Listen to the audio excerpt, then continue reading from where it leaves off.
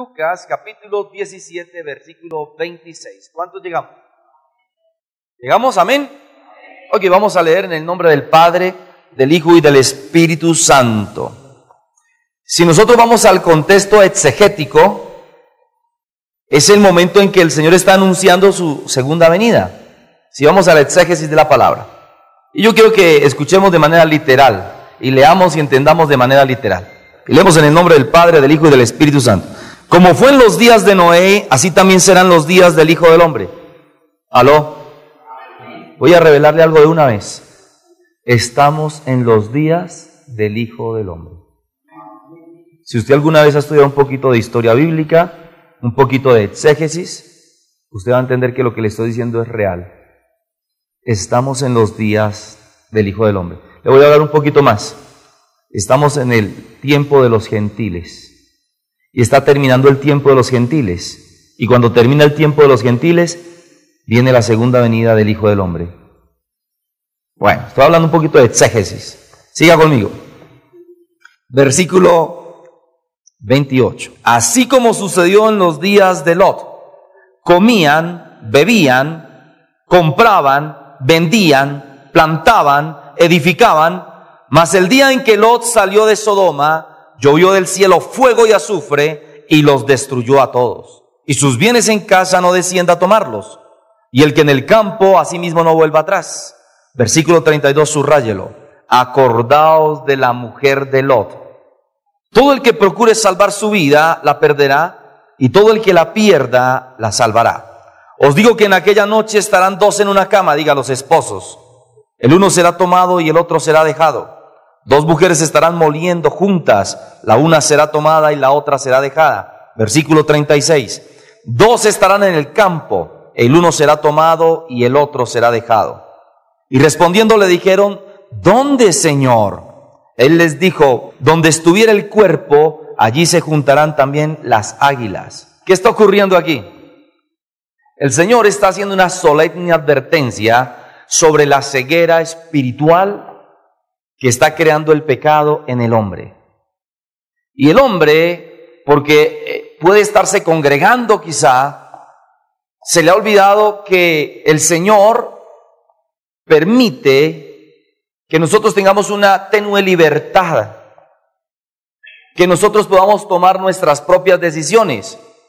Pero dice la Biblia que si nosotros tomamos decisiones fuera de ella, estaremos en la voluntad permisiva o quizás sin la voluntad del Señor. ¿Me estoy explicando, iglesia? Quiere decir esto que el mundo hoy está como en los días de Lot. Y cuando hablamos de Lot estamos hablando de 2200 años antes de Cristo. Si estamos hablando hoy de Lot, estamos hablando cerca de 6000 años. ¿Cuántos me siguen? Venga conmigo, por favor. Léalo conmigo desde el capítulo 17 del libro de Génesis, por favor. Mejor desde el capítulo 18, versículo 23 del capítulo 18. ¿Estamos ahí? Y se acercó a Abraham y dijo, ¿destruirás también al justo con el impío? ¿Estamos ahí? Versículo 24. Quizá haya 50 justos dentro de la ciudad. ¿Destruirás también y no perdonarás el lugar por amor a los 50 justos que estén dentro de él? Lejos de ti el hacer tal, que hagas morir al justo con el impío, y que sea el justo tratado como el impío, nunca tal hagas. El juez de toda la tierra no ha de hacer lo que es justo. Míreme, por favor. Estamos en una circunstancia en la que en el versículo 1 del capítulo 18 se aparecen tres ángeles a hablar con Abraham.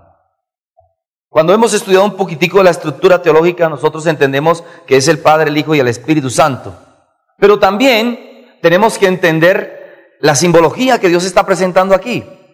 Cuando nosotros vemos más explícitamente qué es lo que está ocurriendo, cuando viene esa palabra profética sobre Abraham y sobre Sara y ella se ríe, viene el sacrificio que presenta Abraham y luego el Señor revela, venga conmigo, versículo 17, a Abraham lo que realmente va a hacer y por qué vino.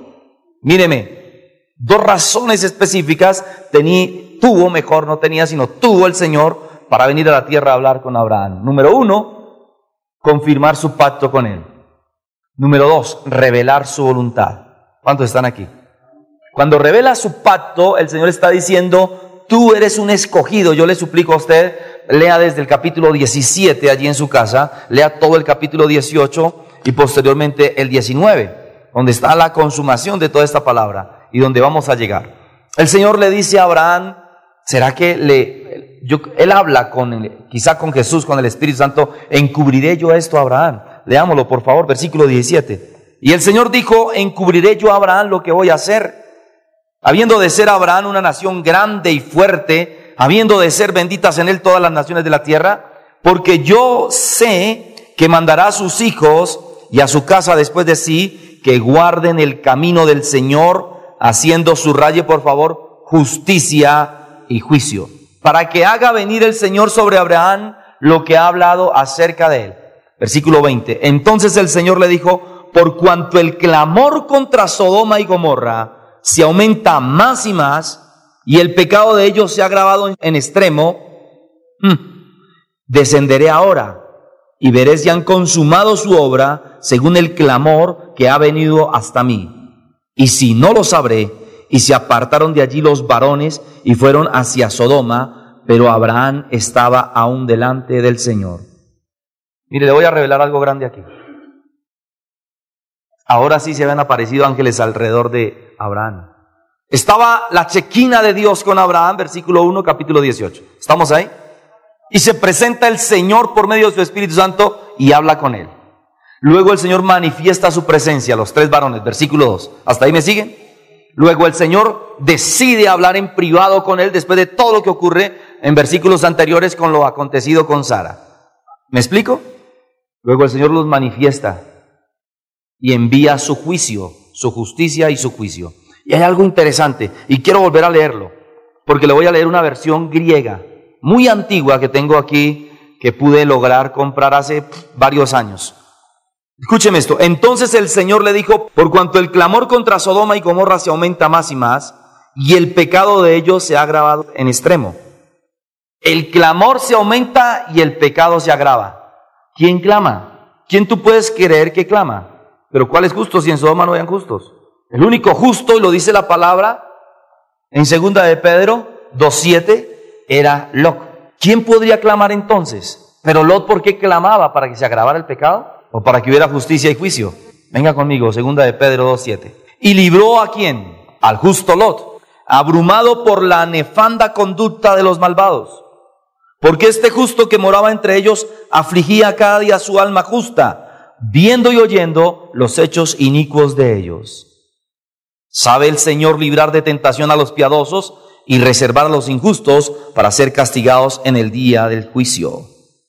Venga por favor, versículo 5. Y si no perdonó al mundo antiguo, sino que guardó a Noé, pregonero de justicia, con otras 7 personas, trayendo el diluvio sobre el mundo de los impíos, y si condenó por la destrucción a la ciudad de Sodoma y de Gomorra, reduciéndolas a ceniza y poniéndolas de ejemplo a los que habían de vivir impíamente, y libró al justo Job, abrumado por la nefanda conducta de los malvados, porque este justo moraba entre ellos, afligía cada día su alma, viendo y oyendo los hechos inicuos de ellos. Amén. Mire, amados, comenzó Lot. Yo no creo que a orar, la verdad se lo digo, porque Lot no era de estos hombres que oraran.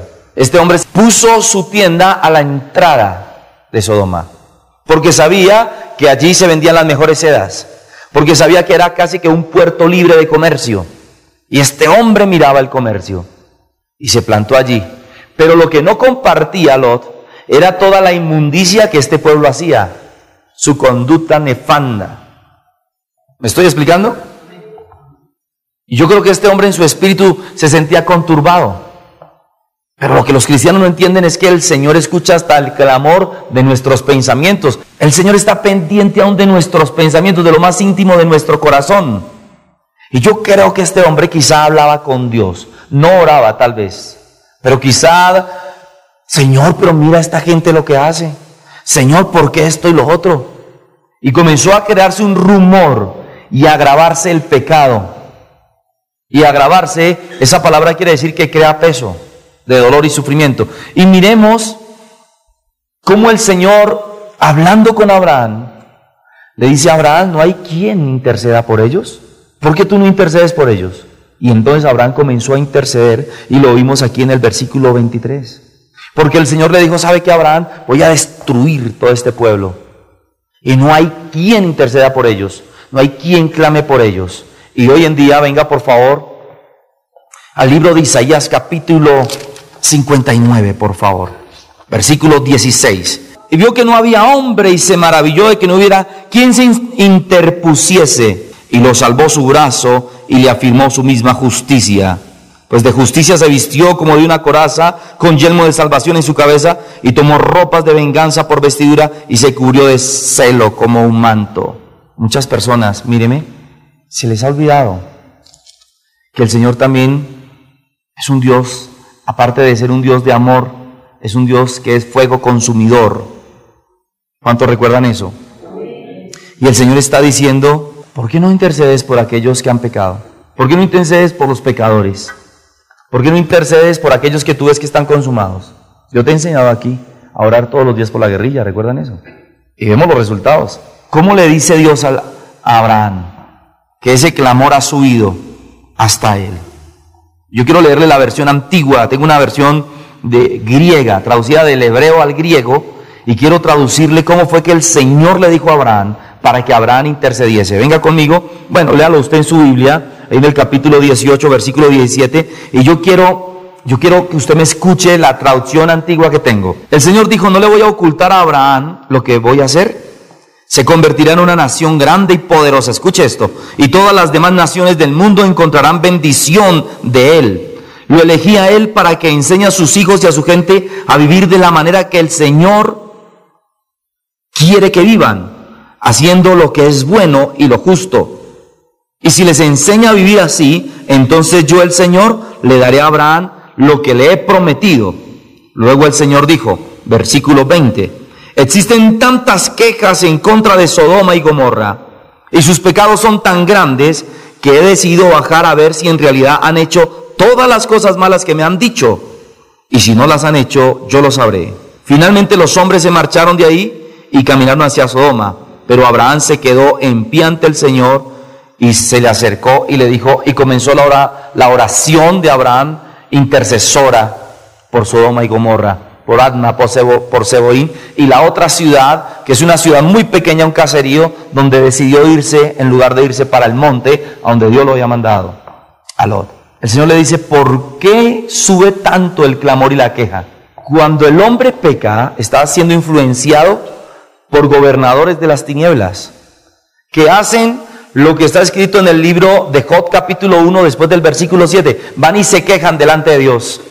Míreme, ese hijo suyo, ese que va a la iglesia, ese que dice que es cristiano, mire cómo me usó a mí, dice el diablo, para disfrutar su pecado.